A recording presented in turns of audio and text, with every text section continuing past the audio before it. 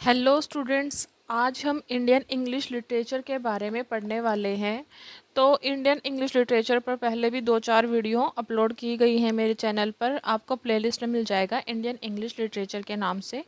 और आज हम करने वाले हैं इंडियन इंग्लिश लिटरेचर की मैराथन क्लास। तो आज की क्लास में हम सारे टॉपिक्स, सारे राइटर्स और उनके वर्क्स सब कुछ कंप्लीट करने वाले हैं। साथ ही हम इंडियन इंग्लिश लिटरेचर में जो चीज़ें अहम हैं, जो हमें एग्ज़ाम्स में पूछी जाती हैं, उससे रिलेटेड भी हम आज पढ़ने वाले हैं। तो शुरू करते हैं।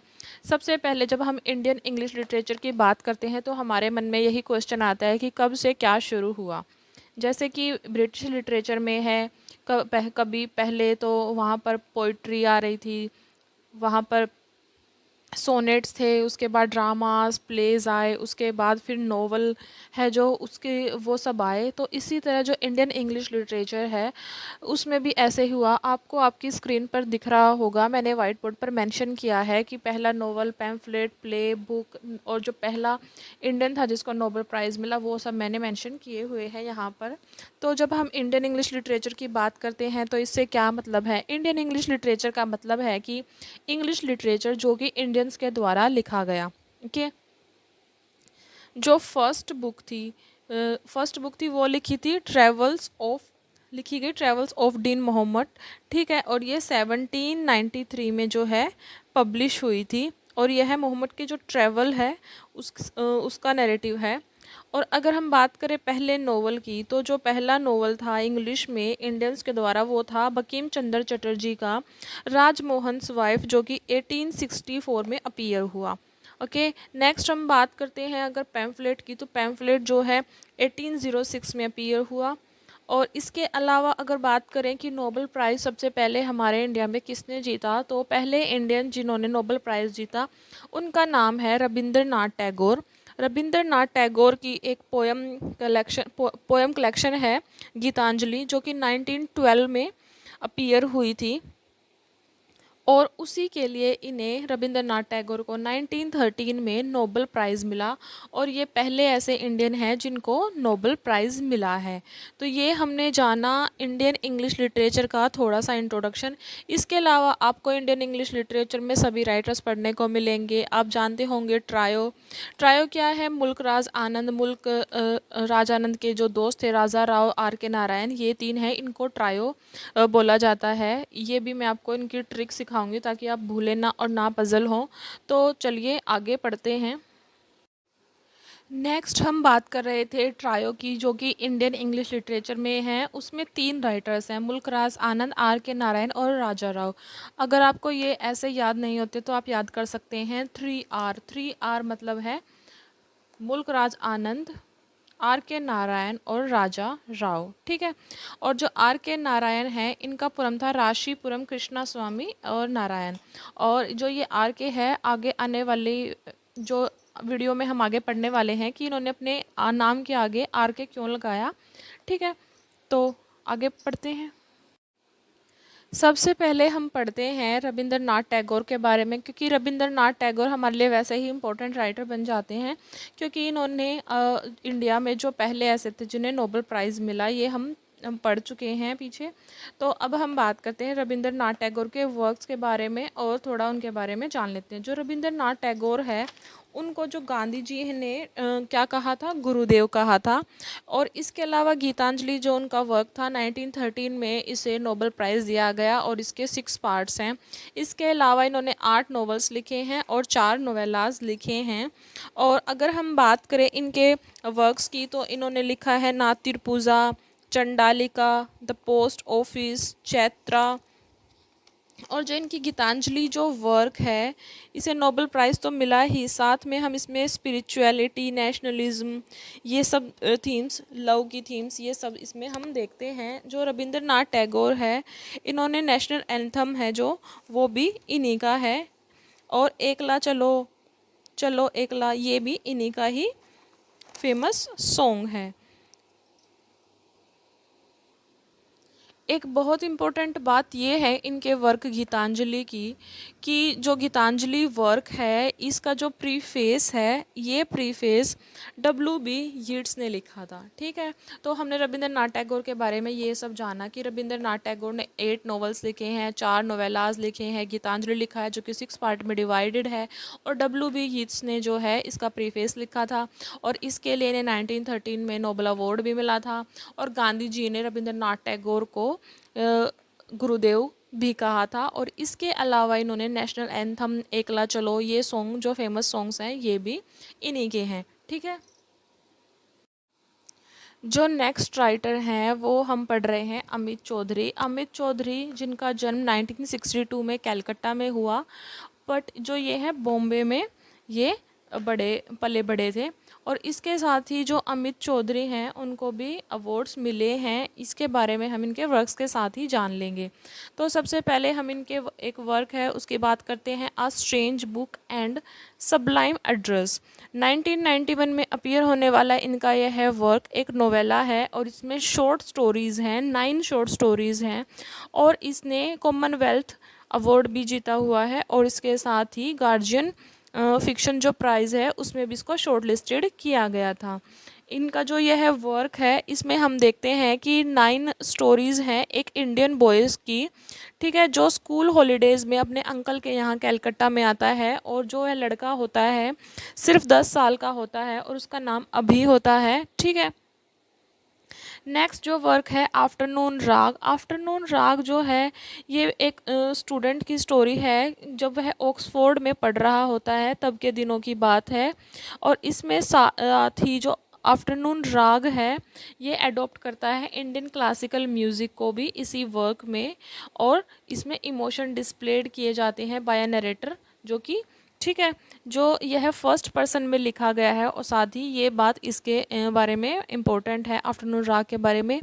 नेक्स्ट जो इसका वर्क है अब फ्रीडम, नेक्स्ट वर्क है फ्रीडम सॉन्ग। फ्रीडम सॉन्ग जो है इसमें जो है डिस्क्राइब किया गया है लाइफ हिस्ट्री के बारे में। 2 मिडिल क्लास फैमिली होती हैं जो कलकत्ता से बिलोंग करती हैं उनकी, और इनके जो मेन कैरेक्टर्स होते हैं वो 2 होते हैं, खुक्कू और मिनी, खुक्कू एंड मिनी, ये 2 जो हैं मेन कैरेक्टर्स इसमें होते हैं।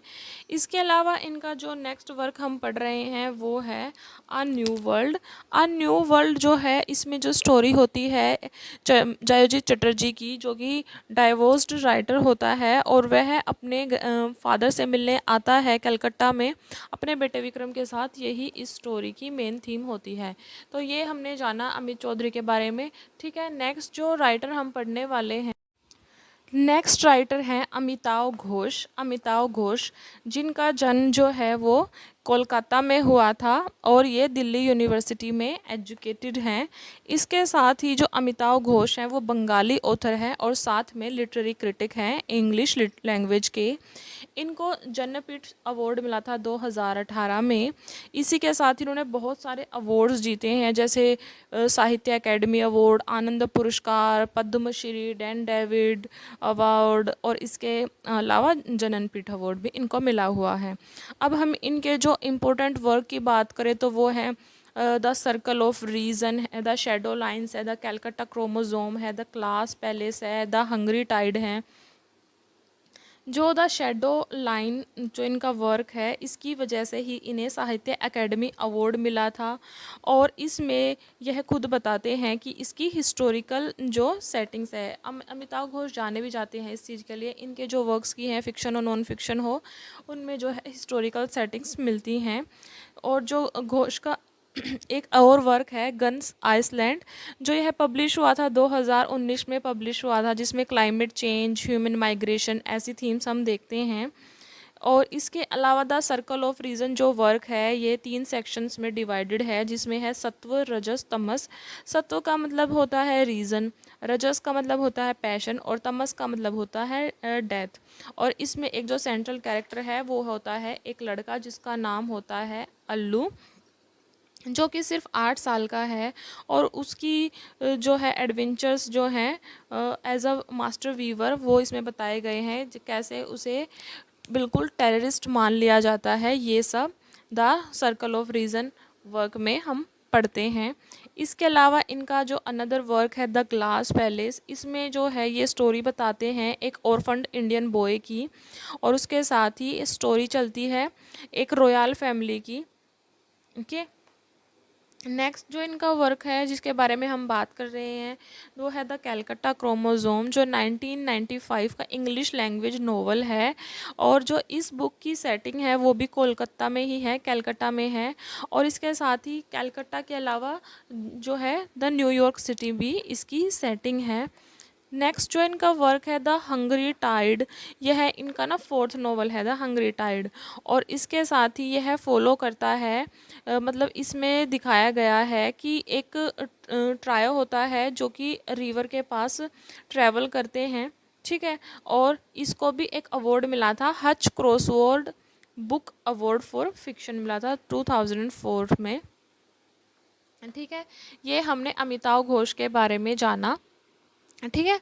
नेक्स्ट राइटर हम पढ़ते हैं, नेक्स्ट राइटर जो हम पढ़ रहे हैं वो है अमृता प्रीतम। अमृता प्रीतम जो है पॉपुलर इंडियन राइटर हैं और इसके साथ ही लीडिंग पंजाबी लैंग्वेज पोइट भी हैं। इनका जन्म 1919 में हुआ और इसी के साथ ही इन्हें ये अवार्ड मिले हुए हैं, साहित्य अकेडमी, जननपीठ, पद्मश्री और हाईएस्ट सिविलियन अवार्ड भी मिला हुआ है इन्हें, पद्म विभूषण अवार्ड।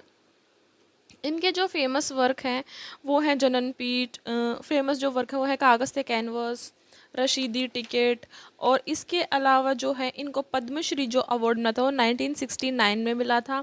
जो जननपीठ है बाद में मिला था 1989 में। और जो यह जननपीठ अवार्ड है यह इन्हें कागज़ से कैनवस के लिए मिला था, जिसका इंग्लिश सब टाइटल है इंग्लिश टाइटल है the paper and the canvas. Okay, जो अमृता प्रीतम है वो रोमांटिक पोइट है।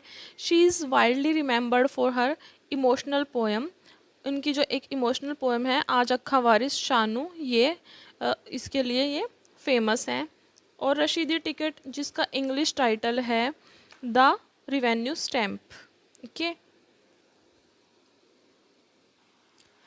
नेक्स्ट जो राइटर है वो है अनीता देसाई। ये भी इंडियन नॉवलिस्ट हैं जिनका जन्म 1937 में हुआ। और इसके साथ ही ये popular novelist, short story writer, screen writer, children writer, ये सब इनके मतलब ये राइटर हैं। और इसके अलावा अगर हम इनके फेमस वर्क्स की बात करें तो जैसे कि cry the peacock, cry the peacock जो 1963 में, cry the peacock, voices of the city, bye bye blackbird, ये इनके ना फेमस वर्क्स हैं। ये मैराथन है इसलिए यहाँ पर इतने डीप में नहीं पढ़ाया जाएगा, यहाँ पर इनके जो इम्पोर्टेंट बातें हैं और इम्पोर्टेंट वर्क्स हैं वही बताए जाएंगे। और जिस वर्क के बारे में ये बोला जाए कि इम्पोर्टेंट वर्क है वो तो आपको पढ़ना ही पढ़ना है, या फिर आप गूगल करो, विकीपीडिया पे जाके देखो, या फिर ग्रेड सेवर पे जाकर इनकी समरी जो है आप एक बार गो थ्रू जरूर कर लेना।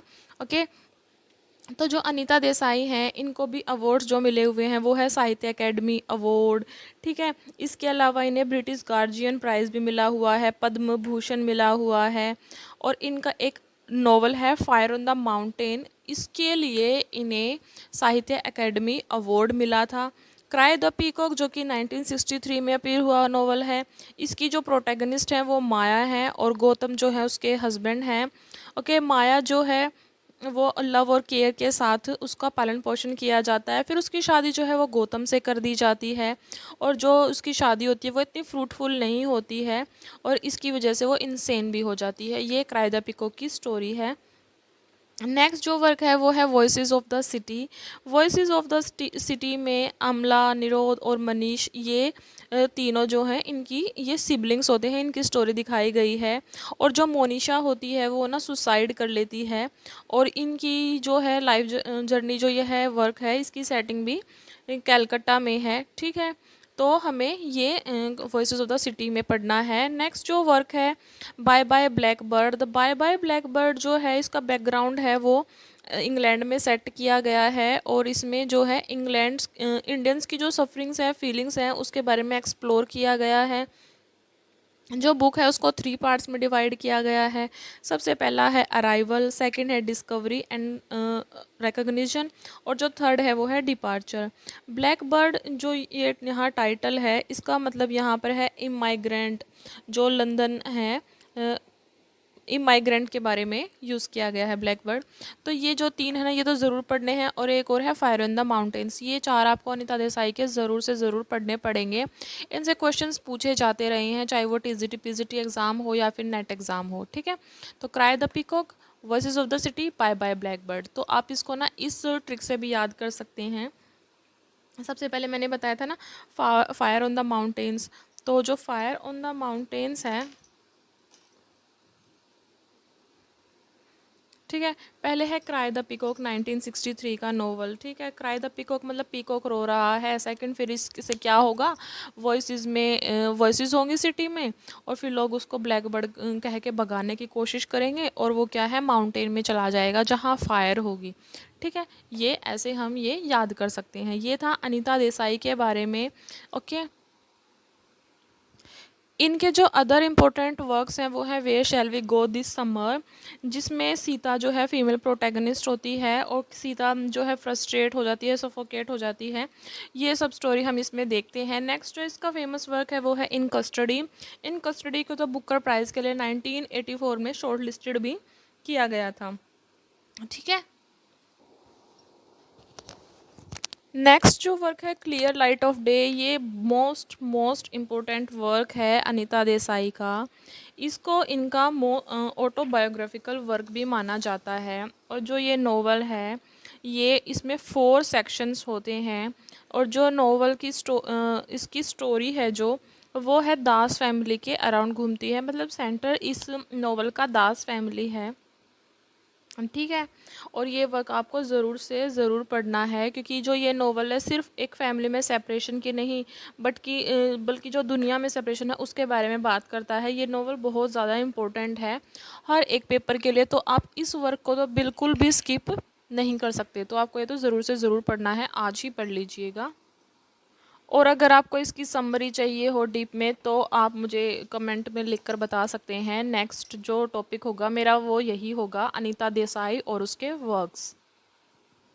नेक्स्ट राइटर हम पढ़ रहे हैं अरविंद एडिगा। अरविंद एडिगा जो कि इंडियन ऑस्ट्रेलियन राइटर हैं और साथ में जर्नलिस्ट भी हैं। और इसी के साथ जो इनको द मैन बुकर अवार्ड मिला हुआ है इनकी बुक के लिए, द वाइट टाइगर के लिए, ठीक है, 2008 में।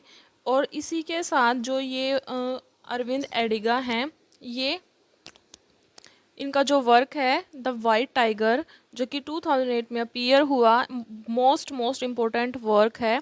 इसमें जो मेन कैरेक्टर है वो है बलराम हलवाई। और ये ना जो है इंडिया में जो कई क्लास हैं वो स्ट्रगल कर रहे हैं, उनके बारे में यह रिप्रेजेंट करता है, विटी परसेप्शन देता है इंडिया के बारे में। The white tiger happens in India. और जो इसके प्रोटैगनिस्ट हैं वो बलराम हलवाई हैं, जो कि लक्ष्मी नगर में एक जो विलेज है, रूरल विलेज है, वहाँ पर पैदा हुए थे। और यहाँ पर ये ब्रोटअप किया जाता है इनको। और यहाँ जो ये अपनी जो स्ट्रगल्स है लाइफ के उनको झेलते हैं, ये सभी इसमें जो है स्टोरी रहती है, ठीक है। तो जो इनका मोस्ट इम्पोर्टेंट वर्क है अरविंद एडिगा का, वो है द वाइट टाइगर। हमें मेनली यही पढ़ना है। इनके जो अनदर वर्क है वो इतने ज़्यादा इम्पोर्टेंट नहीं है जितना कि ये, तो ये आपको ज़रूर पढ़ना है। और इनका एक अनदर वर्क है वो है लास्ट मैन इन टावर, जो कि 2011 में अपीयर हुआ था, ठीक है। नेक्स्ट जो हम पढ़ने वाले हैं वो राइटर हमारी होगी फीमेल राइटर हैं, जिनका नाम है अरुंधति रॉय। नेक्स्ट जो राइटर है वो है अरुंधति रॉय।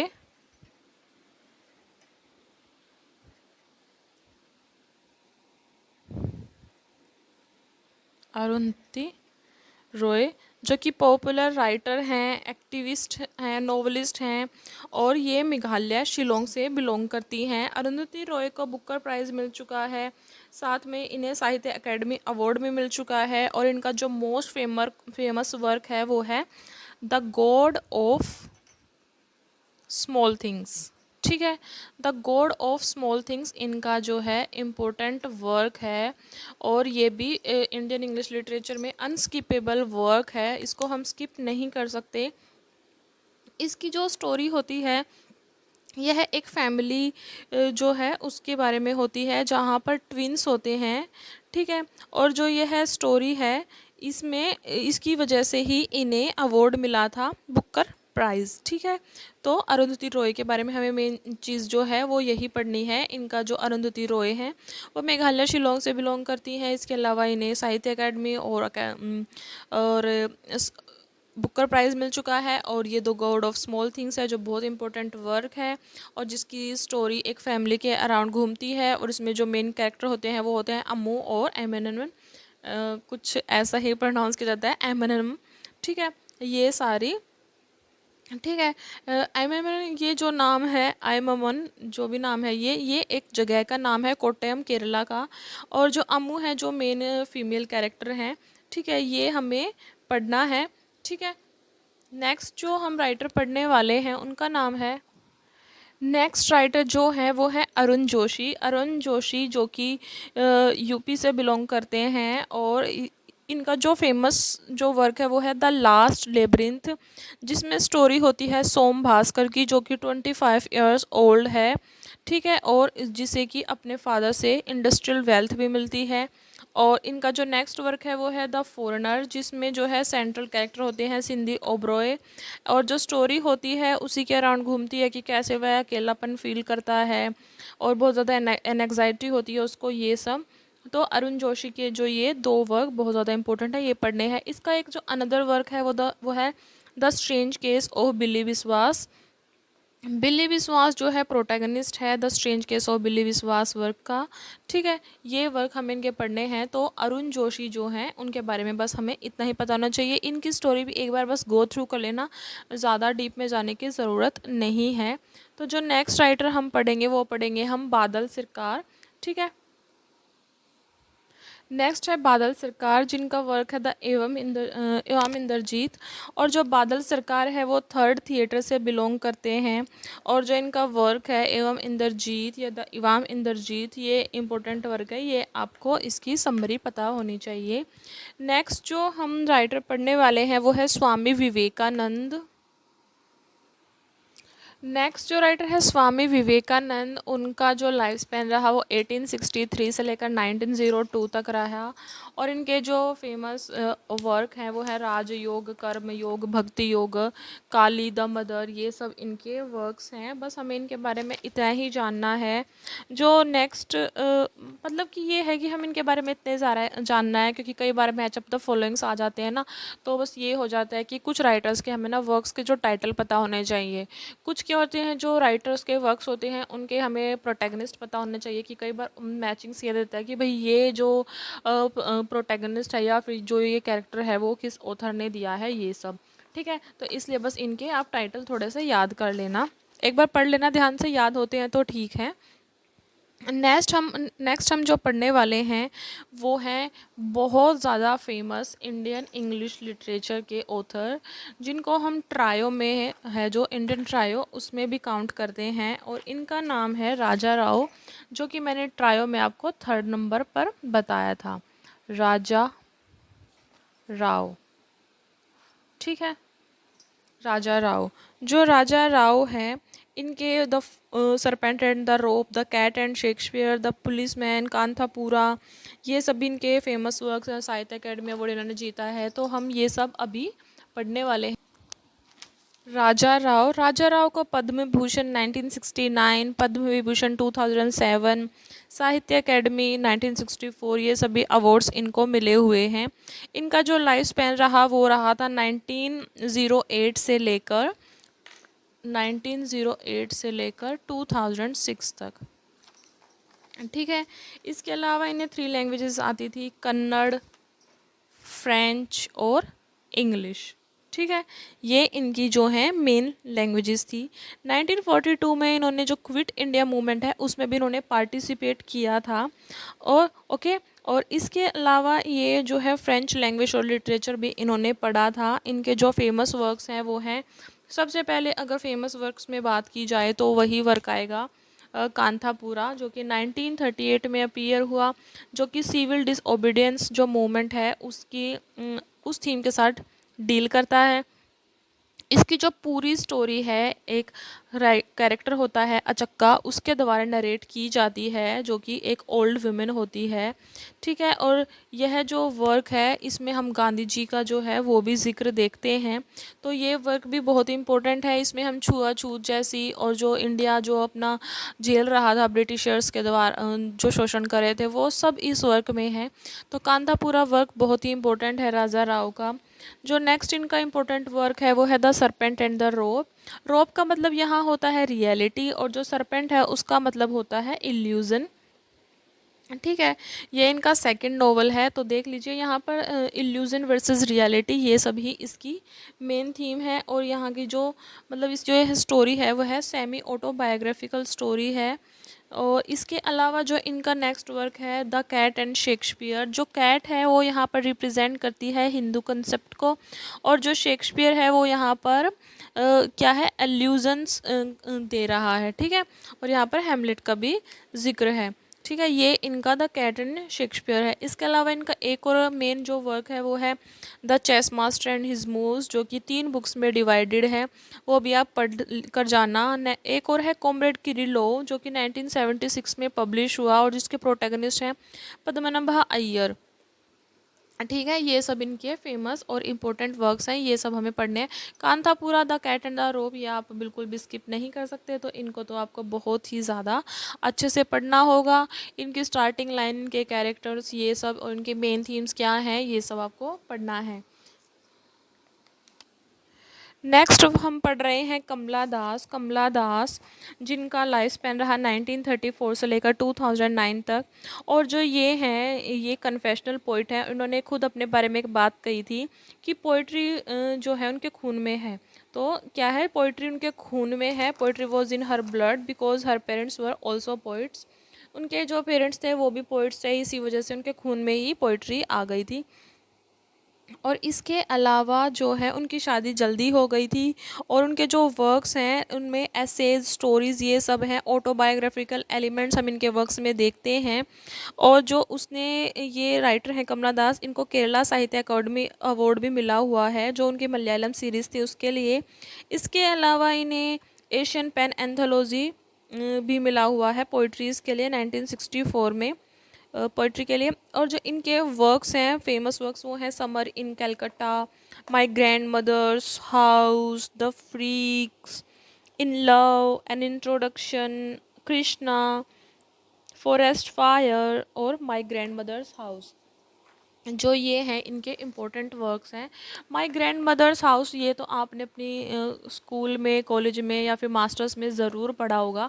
तो ये वर्क की तो आपको ना समरी बहुत अच्छे से मिल जाएगी, बहुत इजी वे में भी मिल जाएगी। आप यूट्यूब पर सर्च करो या फिर गूगल पर। ठीक है, इसको ज़रूर पढ़ लेना। नेक्स्ट राइटर हैं गिरीश कार्नाड, जिनका जन्म हुआ 1938 में, और जिनको कन्नड़ और इंग्लिश लैंग्वेज दोनों आती हैं। पहले इन्होंने अपने वर्क कन्नड़ में लिखे ओरिजिनल, और फिर इनको ट्रांसलेट किया इंग्लिश में। ठीक है, इनके जो 4 फेमस वर्क हैं ये हमें पढ़ने हैं। ययाति, ययाति जो है 1961 में पब्लिश हुआ। ये स्टोरी है हिंदू मिथ के बारे में। ठीक है, इसमें क्या होता है, रिस्पॉन्सिबिलिटी थीम होती है। जो किंग होता है वो अपने सन के पास, बेटों के पास जाता है उनका यूथ लेने बारी बारी से, और कैसे जो है उनके जो 2 बेटे हैं वो मना कर देते हैं, पर जो थर्ड बेटा होता है वो मान जाता है, और थर्ड बेटे को फिर बहुत सारी ग्रैंड सक्सेस मिलती है। नेक्स्ट जो वर्क है वो है हयावदना। हयावदना जो स्टोरी है यह, इसको नाट्यश्री अवार्ड भी मिला हुआ है। यह 1971 का बेस्ट प्ले है, जो कि पब्लिश 1970 में हुआ था। इसमें जो एक औरत होती है वो शादी करती है एक विद्वान से, और उसका एक फ्रेंड होता है। ठीक है, यहाँ पर इसमें ये स्टोरी देखने को मिलेगी कि जो इनकी बॉडीज़ हैं इसके हस्बैंड की और उसके फ्रेंड की, वो चेंज हो जाती है कैसे। ठीक है, नेक्स्ट जो इनका वर्क है वो है तुगलक। जो ये तुगलक है कन्नड़ में लिखा गया था 1964 में, और कुछ टाइम के बाद इसको इंग्लिश में ट्रांसलेट किया गया था। इसके अलावा इसको बहुत सारी लैंग्वेजेस में ट्रांसलेट किया गया है। और जो यह वर्क है, इसकी जो स्टोरी है वो है मोहम्मद बिन तुगलक के बारे में। नेक्स्ट जो वर्क है वो है नागामंडल। नागामंडल जो है बेस्ट मतलब लेटेस्ट प्ले है इंग्लिश में लिखा गया, और यह फोक टेल्स है जो कर्नाटका उन पर बेस्ड है। ठीक है। नेक्स्ट राइटर है हरबिंदर चट्टोपाध्याय, जो कि बंगाली राइटर हैं। और जो ये हैं, इनका एक ही वर्क हमें पढ़ना है और वो भी हमें बस जस्ट टाइटल पढ़ना है, सिद्धार्थ मैन ऑफ पीस इन 1956, बस इतना सही करना है। नेक्स्ट जो राइटर हैं वो हैं खुशवंत सिंह। खुशवंत सिंह जो हैं वो आप सैफ अली खान जो एक्टर हैं उनको जानते ही होंगे, उनके अंकल हैं। ठीक है। और जो ये खुशवंत सिंह हैं, इनका जो लाइफ स्पैन है वो है 1915 से लेकर 2014 तक। ठीक है। 1915 से लेकर 2014 तक इनका लाइफ स्पैन है। जो ट्रेन टू पाकिस्तान है ये 1956 में अपीयर्ड एक वर्क है। ट्रेन टू पाकिस्तान में हम मनो माजरा जो विलेज है उसकी स्टोरी देखते हैं। ये भी मैंने अपने चैनल पर करवाया हुआ है, अगर आपने नहीं देखा तो प्लीज़ एक बार देख लेना, इससे आपको जो है स्टोरी अच्छे से समझ आ जाएगी। इसके अलावा इनके वर्क हैं history of the six, history of the six part 1 और पार्ट 2। पार्ट 1 है वो जहाँ 1469 से लेकर 1839 तक की है स्टोरी, और बाद में 1839 से 2004 तक की। Khushwant Singh on women sex love and lust, ये भी इन्हीं का ही एक वर्क है। ठीक है। जो नेक्स्ट राइटर हम पढ़ने वाले हैं वो है शशि देश पांडे। शशि देश पांडे जिनका फेमस वर्क है द लॉन्ग साइलेंस, इनका फेमस वर्क है शशि देश पांडे का। शशि देश पांडे जिनका जन्म 1938 में हुआ, इनको कन्नड़ लैंग्वेज आती है। ठीक है, कन्नड़ और संस्कृत। इसके अलावा इनका जो एक वर्क है वो है उमा परमेश्वरम। ठीक है। और जो इनका द लॉन्ग साइलेंस है ये 1988 में अपीयर्ड नोवेल है। ठीक है, यही हमें इनका मेन करना है। जो नेक्स्ट राइटर हम पढ़ने वाले हैं वो है वीएस नायपॉल। वीएस नायपॉल का एक जो फेमस वर्क है वो आप सभी को पता होगा, अ हाउस फॉर मिस्टर विश्वास। ठीक है। राइटर का नाम क्या है? वीएस नायपॉल। वीएस नायपॉल, जिसका फेमस जो वर्क है वो है अ हाउस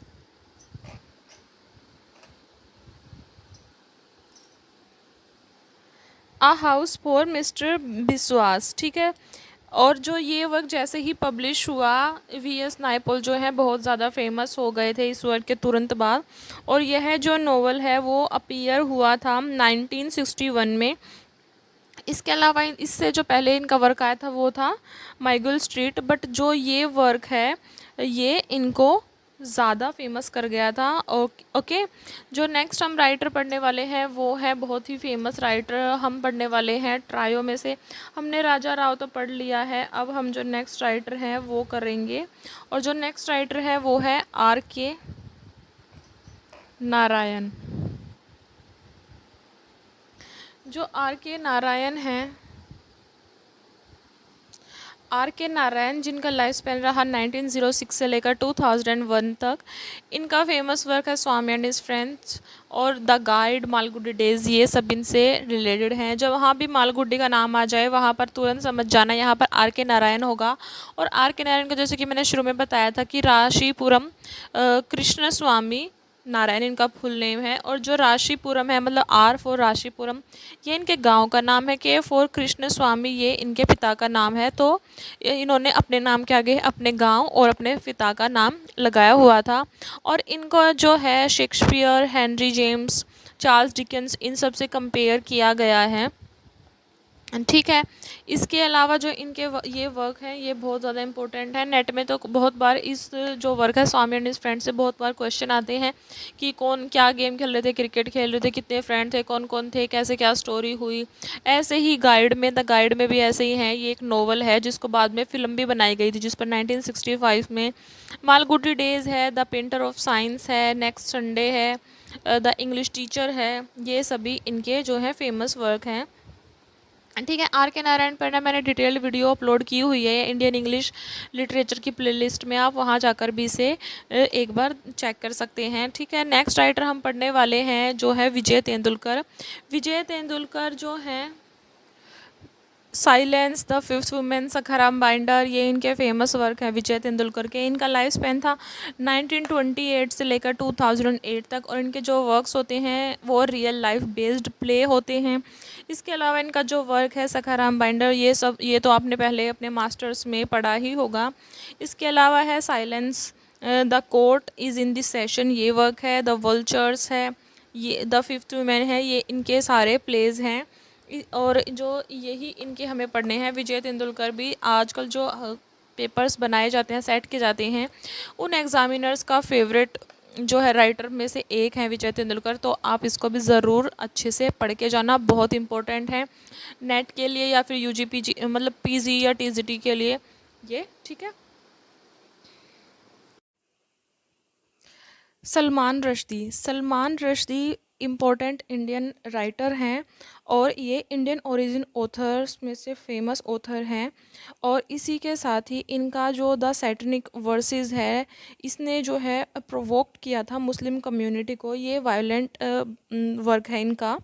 और इसी के साथ ही इनका जो नेक्स्ट वर्क है वो है ग्रीमस। ग्रीमस जो है इनका ना फर्स्ट नोवेल है, जो कि 1975 में पब्लिश हुआ। और इसके अलावा द मूड्स लास्ट साइन, ये भी इन्हीं का वर्क है। नेक्स्ट है मिडनाइट्स चिल्ड्रन। मिडनाइट चिल्ड्रन जो है वो 1981 में पब्लिश हुआ था, और इसको जो है बुकर प्राइज़ मिला था, और बुकर ऑफ बुकर्स भी मिला हुआ है। ओके, और इसके अलावा इनका एक और जो नोवेल है थर्ड, वो है शेम, SHAME, शेम, जो कि शॉर्ट लिस्टेड किया गया था बुकर प्राइज़ के लिए। और जो सैटनिक वर्सेस है इनका, ये इनका फोर्थ नोवेल है। तो ये है फर्स्ट ग्रीमस, सेकंड है मिडनाइट्स चिल्ड्रन, थर्ड है द शेम है, और फोर्थ है द सैटनिक वर्सेस। जो ग्रीमस इनका वर्क है वो एक साइंस फिक्शन है, और जो इसकी स्टोरी है वो इंडिया में ही इसकी सेटिंग होती है। और इसके साथ ही जो इसकी स्टोरी है वो यंग इंडियन के बारे में है, और उस जिसकी जो मदर है वो मर जाती है, और उसके कुछ सेकंड्स बाद उसका जन्म होता है। ये इसकी स्टोरी है, ठीक है। जो सलमान रश्दी हैं, ये अभी फ़िलहाल में ही कुछ टाइम पहले इन पर अटैक भी हुआ था, ये ओके। और जो मिडनाइट चिल्ड्रन इनका वर्क है, जो यह नोवेल है, नरेट करता है की इवेंट्स, हिस्ट्री बताता है इंडिया की, ठीक है। और इसका जो कैरेक्टर होता है वो होता है सलीम सिन्हाई। और इसी के साथ ही 1001 चिल्ड्रन जो हैं वो उनका जन्म हुआ था जब इंडिया ने जो है 1947 में आज़ादी प्राप्त की थी। ये सब हम इस वर्क में इनके देखते हैं। तो जो हमने इनके ये 5 यहाँ पर ये वर्क का नाम जाना, ये सारे ही इम्पोर्टेंट हैं, ठीक है। तो ये सारे ही हमें पढ़ने होंगे। सलमान रश्दी ना जो एग्ज़ामिनर्स होते हैं उनका फेवरेट राइटर है, और ये ज़रूर पढ़ के जाना है आपको। तोरू दत्त नेक्स्ट राइटर हैं। तोरू दत्त ये एक फ़ीमेल राइटर हैं, ठीक है। फ़ीमेल राइटर हैं, नोवेलिस्ट हैं, ट्रांसलेटर हैं, पोइट हैं, और इसके साथ ही इनकी ना बहुत ही जल्दी डेथ हो जाती है। She died at a very young age of 21, ठीक है। और इनके जो फेवरेट मोस्ट इम्पोर्टेंट वर्क्स हैं वो हैं आर कैसेनेट्री, लक्ष्मण, इसके अलावा है Savitri and Satyavan, the lotus, okay. ये इनके जो हैं इम्पोर्टेंट वर्क्स हैं। और इसके अलावा इनके कलेक्शंस भी आए थे पोएम्स के। और जो इनका यह वर्क है लक्ष्मण, इसमें ये दिखाया गया है कि जो सीता हैं, जिनको हम माता सीता बोलते हैं, वो एक नॉर्मल लड़की है, और जैसे एक नॉर्मल लड़की अपने पति की सिक्योरिटी के लिए डरती है, ऐसे इसमें सीता जो है वो डरी हुई है, ये दिखाया गया है। तोरदत्त को कंपेयर किया गया है कीट्स से। इसके अलावा जो इनका वर्क है कैसरेना ट्री, इसमें जो स्टोरी दिखाई गई है कि दो जो बच्चे हैं वो खेल रहे हैं, और वो खेलते हैं जो, ठीक है, उसमें इमेजरी दिखाई गई है, ट्री के पास वो खेल रहे हैं, और ऑटोबायोग्राफी है ये एक, ठीक है। और जो इनका एक वर्क है द लोटस जो वर्क है इनका, the lotus the lotus work में ये दिखाया गया है कि भाई जो ये लोटस फ्लावर है ये कैसे बना था, कि flower of birth of flower कैसे हुआ, ठीक है। तो जो गॉड ऑफ लव होते हैं वो फ्लोरा के पास जाते हैं, और मतलब जो गॉड ऑफ क्यूपिड है, क्यूपिड गॉड के पास जाते हैं, और जो कहते हैं कि उन्हें एक फ्लावर ऐसा चाहिए, ठीक है, जो वो दे सकें उसे और फिर जो है यहाँ पर ये जो लोटस फ्लावर है, तो ये जो बनता है, ये 2 फ्लावर होते हैं, लिली लिली और जो रोज़ है उसको मिलाकर जो है लोटस फ्लावर बनाया गया था एज अ पर ऑन डिमांड। ठीक है, और ये इसमें दिखाया गया है। और जो ये सत्यवान एंड सावित्री है, ये आपको नाम से ही सजेस्ट होगा, सत्यवान और सावित्री की स्टोरी इसमें है। जो तोरू दत्त हैं, ये भी इम्पोर्टेंट राइटर हैं क्योंकि इनको कीट से भी कंपेयर किया गया है, तो हमें ये बातें इनके बारे में पता होनी चाहिए। और अगर आपको ये डीप में पढ़ना है तोरू दत्त के बारे में, तो आप कमेंट करके मुझे बता सकते हैं। Hello everyone, Indian English literature की सीरीज़ में आज मैराथन पार्ट 2 है। हमने काफ़ी सारे राइटर्स पिछली वीडियो में किए थे और उनके वर्क्स हैं जो वो भी हमने जाने थे। जो इनका ब्रीफ इंट्रोडक्शन है वो सब हमने पढ़ा, और आज की वीडियो में जो है हम नेक्स्ट राइटर्स पढ़ने वाले हैं। तो जो नेक्स्ट राइटर्स हम पढ़ रहे हैं, सबसे पहले हम शुरुआत करेंगे बब्बानी भट्टाचार्य से। जो भवानी भट्टाचार्य हैं, वो एक नॉवलिस्ट हैं, और इसके साथ ही उन्होंने जो है सोशल, इकोनॉमिक और जो पॉलिटिकल चेंजेस हुए थे इंडिया में, उनको अपने वर्क्स में डिपिक्टेड किया है। और इसके अलावा जो भवानी भट्टाचार्य हैं, इनका जो बैकग्राउंड रहा था इनके जो वर्क्स का, वो उन्होंने हिस्टोरिकल और सोशल जो कंडीशंस और इवेंट्स थे उनके बेस पर इन्होंने ये सब किया था, लिखा था। तो इनके जो वर्क्स हैं, मेन इनके जो वर्क्स हैं, ये हैं सो मैनी हंगर्स 1947 और he who rides a tiger. ये दोनों बहुत ज़्यादा मेजर वर्क हैं इनके, ये हमें ज़रूर से ज़रूर पढ़ने हैं। और जो इनका नेक्स्ट वर्क है वो है द गॉडेस नेम्ड गोल्ड। तो ये 3 इनके मेन वर्क हैं। तो जैसे कि ये टाइटल है so many hungers. So many hungers ये इसका फर्स्ट नोवेल है जिसमें कि poverty, hunger, exploitation of the peasants ये सब दिखाया गया है। बंगाल में सेकेंड वर्ल्ड वॉर के ड्यूरिंग ये सब दिखाया गया है। और जो इसकी स्टोरी है ना, वो मतलब कि 2 फैमिलीज़ होती हैं, उनके अराउंड घूमती है। ठीक है, एक तो है the urban family of Samarendra Basu in Calcutta consist of his wife, 2 sons, Rahul and Kunal. Rahul's wife Manju and father Davesh और देवाता। एक तरफ ये फैमिली है, तो दूसरी तरफ एक फैमिली है कि जो कि छोटे से विलेज में रहती है, झरना में, जहाँ पर उसमें कि क्या होता है, उसकी मदर होती है, एक मदर होती है, उसका हस्बैंड होता है, उसकी बेटी काजोली होती है, 2 बेटे होते हैं और उसका सन इन लॉ किशोर होता है। मतलब ये सारे कैरेक्टर्स जो हैं इस स्टोरी में होते हैं। कई बार ना कैरेक्टर्स के नेम पूछ लिए जाते हैं कि कौन सा कैरेक्टर किस वर्क से बिलोंग है, तो आपको जो इनके प्रोटैगनिस्ट है मेन, और या फिर जो विलन है उन सबको, तो या फिर जिसने बहुत ज़्यादा मेजर रोल प्ले किया है ड्यूरिंग द प्लॉट, तो मतलब पूरे प्लॉट में, मतलब उन सब को आपको ज़रूर से ज़रूर पढ़ लेना चाहिए। ठीक है, तो क्या है so many hungers. So many hungers इनका फर्स्ट नोवेल है। पॉवर्टी, हंगर दिखाया गया है उसमें, एक्सप्लॉयटेशन ऑफ पीजेंट्स दिखाया गया है। 2 फैमिली हैं, एक रूरल एरिया में रहती है, एक अर्बन एरिया में रहती है। एक फैमिली है बासु फैमिली, और दूसरी में जो है एक मदर है, उस और उसके हस्बैंड है, बेटी हैं, और उसके 2 बेटे और दामाद हैं, ये सब है। ठीक है, ये सब इसके इस वर्क में हम देखते हैं। और इसमें एक गांव का नाम जो मेंशन है वो है झरना।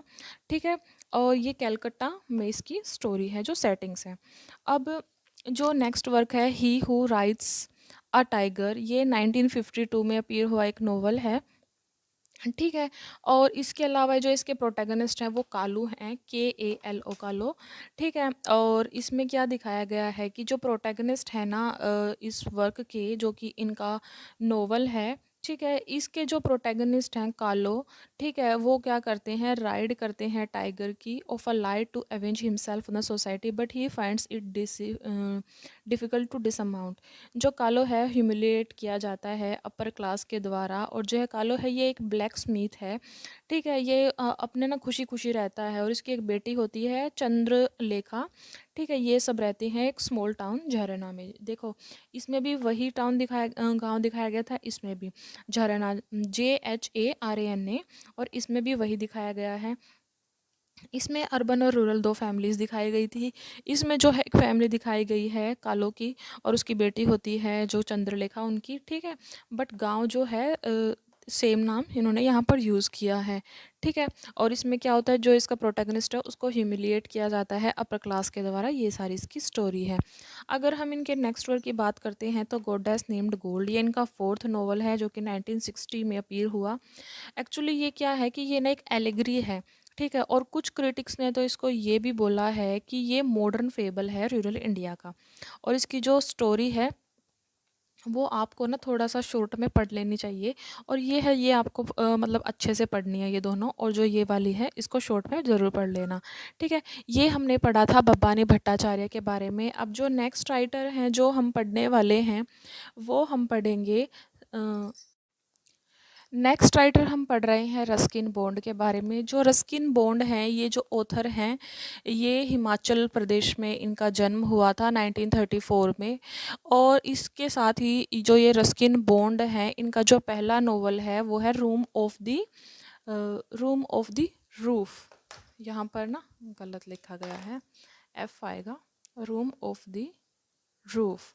ये इनका जो है पहला नोवेल है, ठीक है। और इन्होंने बहुत सारी बुक्स लिखी। इनके जो एक बुक का टाइटल है my first love and other stories. इनकी इसके अलावा 1972 में जो वर्क है वो है एंग्री रिवर, ठीक है। और इनको ना साहित्य अकेडमी अवार्ड भी मिला था। और इसी के साथ रस्किन बॉन्ड के बारे में ये बात और जान लीजिए, जो रस्किन बॉन्ड थे उन्हें बच्चों के बारे में लिखना पसंद था। He loves to write for children. तो रस्किन बॉन्ड के बारे में हमें ये पढ़ना है। रस्किन बॉन्ड जिनको साहित्य अकेडमी अवार्ड मिला हुआ है, रूम ऑफ द रोम 1957 में अपीयर हुआ। उनका नेक्स्ट वर्क था my first love and other stories. इसके अलावा एंग्री रिवर, ये इनके जो हैं इम्पोर्टेंट वर्क्स हैं। नेक्स्ट राइटर जो हम पढ़ने वाले हैं वो है माइकल मधुसूदन दत्त। इनके बारे में आपको ज़्यादा नहीं पढ़ना, बस इतना है कि जो माइकल मधुसूदन दत्त थे वो एक बंगाली पोइट और ड्रामेटिस्ट थे। और उनकी जो फेमस बुक है वो है द कैप्टिव लेडी, ठीक है। ये करना है हमें, ये सिर्फ माइकल मधुसूदन दत्त, ठीक है, Michael Madhusudan Dutt. Next writer हम पढ़ रहे हैं श्री औरबिंदो। श्री औरोबिंदो, श्री औरोबिंदो जो है जिनका 1872 से लेकर 1950 तक लाइफ स्पैन रहा। और इनका जो जन्म है वो पौंडीचेरी में हुआ था, जिसको पुडुचेरी के नाम से जानते हैं। और इसके अलावा जो ये थे, इनको लेजेंड माना जाता है। सिंबल, इनका जो वर्क है सावित्री, उसको लेजेंड माना जाता है सिंबल्स का, जिसमें कि 24,000 लाइन्स हैं। इनको पुलित्ज़र प्राइज़ भी मिला है, ठीक है। और जैसा कि लाइफ स्पैन आपको पता है, इनका ये लाइफ स्पैन रहा था। इनको जो है एक फेमस वर्क है भवानी मंदिर। जो भवानी मंदिर है उसको ये कहा जाता है कि यह हैंडबुक ऑफ रिवॉल्यूशन है। इसके अलावा जो सावित्री इनका वर्क है वही इसमें स्टोरी है सत्यवान और सावित्री की। और ऐसा कहा जाता है कि ये मिस्टिक पोइट थे विद रोमांटिसिज्म, और ये इलियड से बहुत ज़्यादा बेटर इनको माना जाता है, ठीक है। इनको एक अलग नाम से भी जाना जाता है, ये रिवॉल्यूशनिस्ट थे। और बाजी प्रभु के नाम से भी इनको जाना जाता है, ठीक है। नेक्स्ट राइटर हम पढ़ रहे हैं मुल्कराज आनंद। मुल्कराज आनंद जिनको father of Indian English novel कहा जाता है। इनका लाइफ स्पेन काफ़ी अच्छा रहा, 1905 से लेकर 2004 तक इनका जो है लाइफ स्पेन रहा था। और जो मुल्कराज आनंद हैं इनको चार्ल्स डिकेंस ऑफ इंडिया भी कहा जाता है, ठीक है। और इसी के साथ जो मुल्कराज आनंद है इनको ना पद्म भूषण अवार्ड मिला हुआ है। और इनके जो फादर थे वो ब्रिटिश इंडियन आर्मी में थे। और इनके फादर जो थे ब्रिटिश इंडियन आर्मी में थे। इनकी फैमिली क्षत्रिय थी और इनकी 2 बार शादी होती है। और जो ये इन्फ्लुएंस्ड थे गांधी जी से, टैगोर जी से। और इनका जो वर्क है अनटचेबल, इसमें भी हम गांधी का वर्णन जो है देखते हैं। अनटचेबल की ये स्टोरी होती है कि इनके ना 2 बच्चे होते हैं बाखा के। लाखा होता है एक इसका जो मेन जो कैरेक्टर है, और जो लाखा हैं उसके 2 बच्चे होते हैं बाखा और सोहिनी। बाखा जो है वो बेटा है और जो सोहिनी है वो बेटी है। अब जो बाखा है ना वो टॉयलेट क्लीनिंग का काम करता है। और अब जैसे कि इनकी कास्ट जो है ये लोअर क्लास से बिलोंग करते हैं। तो जो लाखा की बेटी सोहिनी होती है उसके साथ है ना एक पंडित होते हैं कालीनाथ नाम के, वो मिसबिहेव करते हैं, अभद्रता करते हैं, यहाँ हम ये देखते हैं। और जो ये अनटचेबल है ना, ये मुल्कराज आनंद ने ना अपने बचपन के एक इंसिडेंट से प्रभावित होकर लिखा था। उनकी जो आंटी होती है उनको ना आंटी को अछूता मुस्लिम के साथ खाना खाने पर घर से निकाल दिया गया था, और इस वजह से ही इनके ना माइंड पे जो इफ़ेक्ट पड़ता है, उसी इफ़ेक्ट को ये ना अनटचेबल वर्क में लिखते हैं, और इससे ना जेम्स जॉयस भी बहुत ज़्यादा प्रभावित हुए थे। ठीक है। नेक्स्ट जो इनका वर्क है वो है कुली। कुली में ना मेन जो कैरेक्टर है वो होता है मुन्नू, ये प्रोटैगनिस्ट है। मुल्क राज आनंद पर मैंने ना डिटेल वीडियो डाली हुई है, आप ना इंडियन इंग्लिश प्ले लिटरेचर के पे नाम से जो प्लेलिस्ट है उसमें जाकर आप चेकआउट कर सकते हैं। मैंने डिटेल में इनके वर्क्स भी बताए हुए हैं। यहाँ पर सिर्फ ये मैराथन है इसलिए सिर्फ इंट्रो बता रही हूँ, ब्रीफ में बता रही हूँ। वहाँ को पे मैंने इनकी हर एक जो वर्क है उनको समराइज़ किया हुआ है बहुत ईजी वे में, तो आप ज़रूर एक बार विज़िट करके ज़रूर देखें। इनका जो नेक्स्ट वर्क है, नेक्स्ट वर्क बताने से पहले बता दो, जो कुली वर्क है इसका जो मेन प्रोटैगनिस्ट है वो है मुन्नू, जो कि टीबी से मर जाता है, जो एक बच्चा है। इनकी ट्रायलॉजी का जो पहला वर्क है वो है द विलेज। ठीक है। नेक्स्ट था अक्रॉस द ब्लैक वोटर्स, और जो थर्ड था वो था the sword and the sickle. ठीक है। इसके अलावा इनका एक वर्क और है two leaves and a bird, ये एक बीटर नोवेल है। ठीक है। और इसके अलावा जो अक्रॉस द ब्लैक वोटर्स इनका नोवेल है, ये क्या है, इसमें 1939 में पब्लिश हुआ, और इसका जो मेन प्रोटैगनिस्ट है वो लालू है। ये आप ना डिटेल में उस वीडियो को चेक कर लेना, यहाँ पर से ज़्यादा आपको वहाँ इसकी डिटेल मिल जाएगी। ठीक है। नेक्स्ट राइटर अब हम जो पढ़ेंगे, ठीक है, वो पढ़ेंगे। नेक्स्ट राइटर जो है अनीस जंग, इनका जो फेमस वर्क है वो है seven sisters among the women of south Asia, यही है। इनके बारे में ज़्यादा आपको पढ़ने की ज़रूरत नहीं है, बस इनके ना टाइटल्स पढ़ते जाना। कुछ इनके वर्क्स हैं विकीपीडिया से आप देख सकते हैं। ठीक है। नेक्स्ट जो हम पढ़ेंगे वो है जवाहरलाल नेहरू। जो जवाहरलाल नेहरू है आपको पता होगा इनके बारे में, तो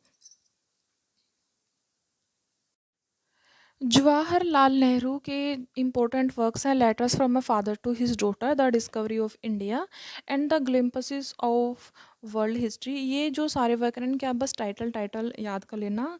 match of the following question जब पूछ ले जाते हैं तो उनमें मेनली यही होता है कि राइटर्स और उनके जो वर्क्स हैं वो पूछ लेते हैं, तो इसलिए बस ये चीज़ें याद रखना आप। ठीक है। नेक्स्ट आगे बढ़ते हैं हम। नीरज सी चौधरी। नीरज सी चौधरी को साहित्य अकेडमी अवार्ड मिला हुआ है, और इन्हें कहा जाता है लास्ट ब्रिटिश इम्पीरियलिस्ट। ठीक है। और इनके जो वर्क्स हैं ये आपको दिख रहे होंगे, too long in the west, the continent of Circe and पीसी 1974। ठीक है। नीरज सी चौधरी के बारे में आप इतना पढ़ लेना। नेक्स्ट हम पढ़ रहे हैं अब विक्रम सेठ के बारे में। नेक्स्ट राइटर है विक्रम सेठ। विक्रम सेठ जिनका जन्म कोलकाता में हुआ था, और इनको कंपेयर किया जाता है सलमान रश्दी और अमिताभ घोष के साथ। और ये एक पोइट हैं, नोवेलिस्ट हैं, ट्रैवल राइटर हैं, ऑथर हैं, चिल्ड्रंस राइटर हैं, बायोग्राफर हैं। ठीक है। और इनको ना साहित्य अकेडमी अवार्ड मिला हुआ है, और गोल्डन गेट अवार्ड भी मिला हुआ है। इसके साथ ही हम इनके वर्क्स को पढ़ते हैं। इनके वर्क्स जो हैं वो है the suitable boy, a suitable girl, और मैपिंग्स और एन इक्वल म्यूज़िक। ठीक है। जो गोल्डन गेट इनका वर्क है, हाँ इनका जो वर्क है द गोल्डन गेट एक नोवेल है। ठीक है। जो कि वर्स में है। और जो इनका ये है वर्क है द सूटेबल या फिर आ सूटेबल बॉय, ये 49 जो पेजेस का है, लॉन्ग नोवेल है, मतलब 1349 पेज हैं इसमें। और इसमें मिसिज रूपा मेहरा ये मेन है जो है वो है कैरेक्टर हैं। ठीक है। एक इनका वर्क है एन इक्वल म्यूज़िक, इसमें जो है स्टोरी लंदन और वियना के अराउंड घूमती है, सेटिंग्स इनकी यहाँ पर है। ठीक है। और जो होम्स हैं इसके प्रोटैगनिस्ट हैं।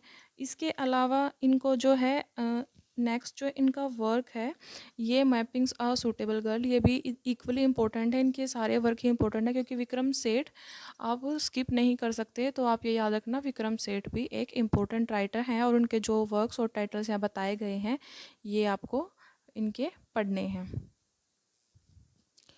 निसिम इज़िकिल को father of Indian English poet कहा जाता है और ये जूइश पोइट और क्रिटिक हैं। जो निसिम इज़िकिल हैं ये बहुत ज़्यादा इम्पोर्टेंट पोइट हैं इंडियन इंग्लिश लिटरेचर में, और इनके कुछ वर्क्स यहाँ पर हैं जो कि हैं, इनके बाकी वर्क्स भी इम्पोर्टेंट हैं, पर जो ये वर्क्स हैं ज़्यादा इम्पोर्टेंट है तो आप इनको ज़रूर पढ़ लेना। ठीक है, इनको साहित्य अकेडमी अवार्ड मिला हुआ है, पद्मश्री मिला हुआ है, और जो है 2004 में इनकी डेथ हो गई थी। और इनके जो वर्क हैं, night of the scorpion, a time to change, the patriot, island, the visitor, the patriot, poet lover, bird watcher, Jewish wedding in Bombay, ये सभी इनके जो वर्क्स हैं इम्पोर्टेंट है। द कपल, ये सभी निसिम इज़िकिल के जो वर्क्स हैं ये आपको पढ़ने हैं। नेक्स्ट राइटर हम पढ़ने वाले हैं अरुण जोशी। ठीक है, A.K. रामानुजन, जिनका लाइफ स्पैन था 1929 टू 1993, इन्होंने पद्मश्री अवार्ड मिला है। इनके जो वर्क्स हैं वो हैं speaking of Shiva, poems of love, hymns for the drowning, ठीक है, poems of love, folk tales from India, oral tales from, ठीक है, ये सारे वर्क्स इनके हैं। अब नेक्स्ट राइटर जो हम पढ़ेंगे वो है रोमेश चंद्र दत्त। रोमेश चंद्र दत्त, इसको आपको इतना ज़्यादा डीप में पढ़ने की ज़रूरत नहीं है, बस थोड़ा बहुत जान लीजिए। जो रोमेश चंद्र दत्त हैं वो कोलकाता से बिलोंग करते हैं। इन्होंने भागवत गीता, महाभारत, रामायण जो है इंग्लिश में ट्रांसलेट की थी। ठीक है, इतना जानना ही इनके बारे में बहुत है। नेक्स्ट जो राइटर हम करने वाले हैं वो है GV देसानी। ठीक है, तो पढ़ते हैं। नेक्स्ट जो राइटर है वो है GV देसानी। वैसे इनका जो जन्म हुआ था वो केन्या में हुआ था। इनको इतनी ज़्यादा फॉर्मल एजुकेशन भी नहीं मिली थी, और इनका एक वर्क है ऑल अबाउट होटर, नोवेल है 1948 का, तो बस हमें ये थोड़ा सा पढ़ लेना। और इन पे ना इन्होंने सलमान रश्दी को भी इन्फ्लुएंस्ड किया था। इतना ही बहुत है इनके बारे में। अगर आप इनके बारे में पढ़ना चाहो तो एक बार विकीपीडिया से जाके थोड़ा सा इंट्रो देख लेना इनका, दैट्स इट, इतना इनफ होगा। इसके बाद अगला जो राइटर हम करेंगे वो है बंकिम चंद्र चटर्जी, जिसके बारे में हमने वीडियो के शुरू में थोड़ा सा जाना था।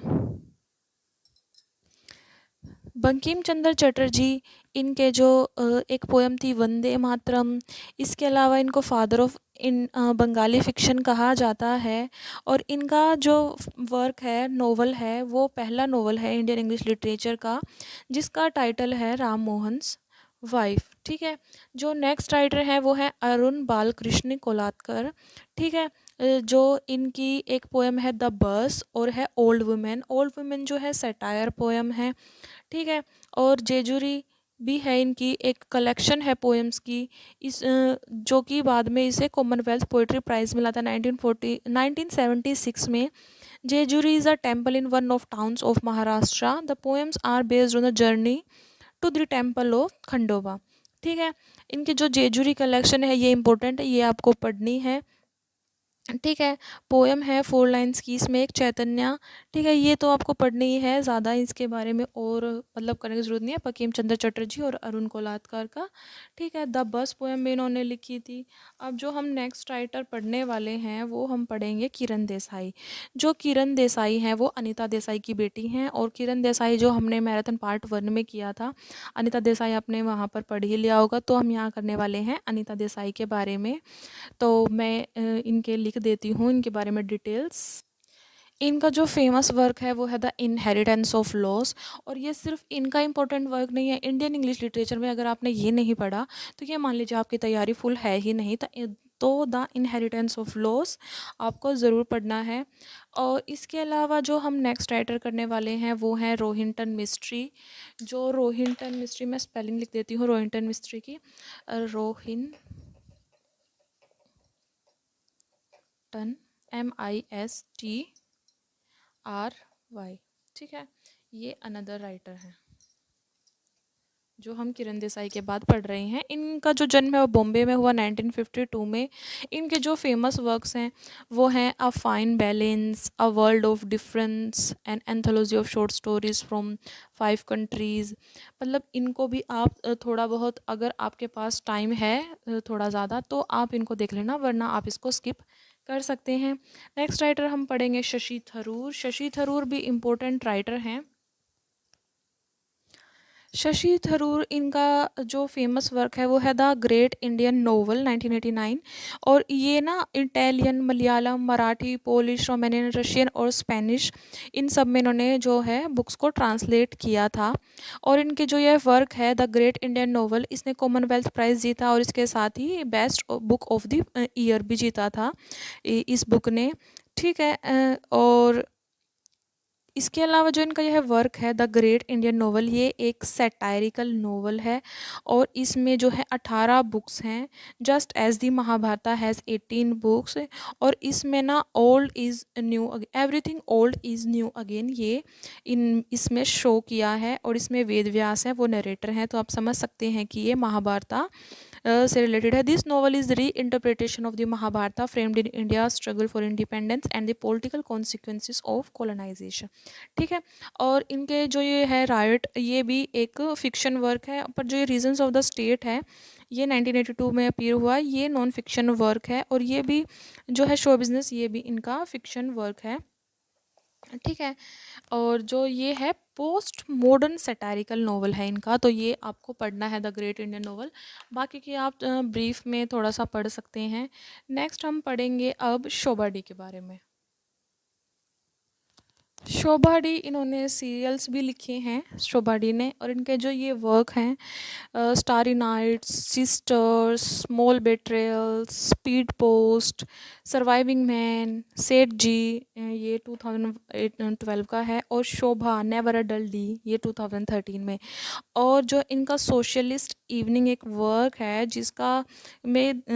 जिसकी स्टोरी सेट की गई है मुंबई हाई सोसाइटी में। जो स्टारी नाइट्स है जो कि 1991 में पब्लिश हुआ, इसमें पोर्ट्रे की गई है स्टोरी आशा रानी और अक्षय की।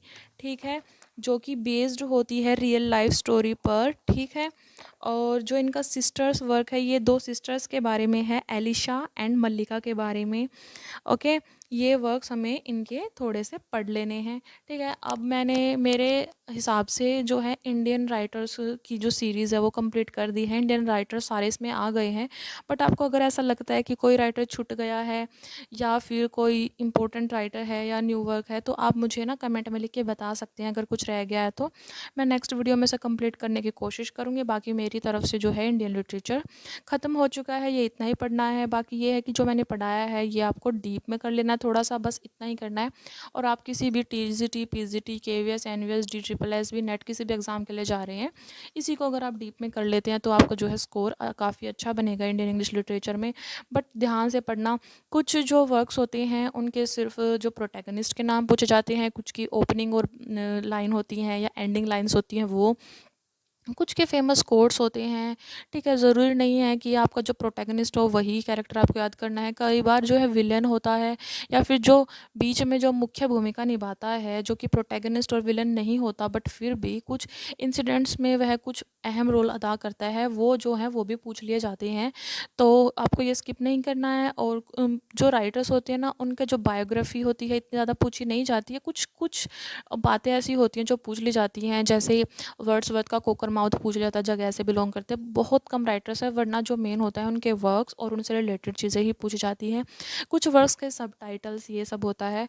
और इंग्लिश लिटरेचर यहाँ पर कंप्लीट हुआ। अगर आपको वीडियो अच्छी लगी है तो प्लीज़ वीडियो को लाइक करना, शेयर करना और चैनल को सब्सक्राइब भी ज़रूर करना।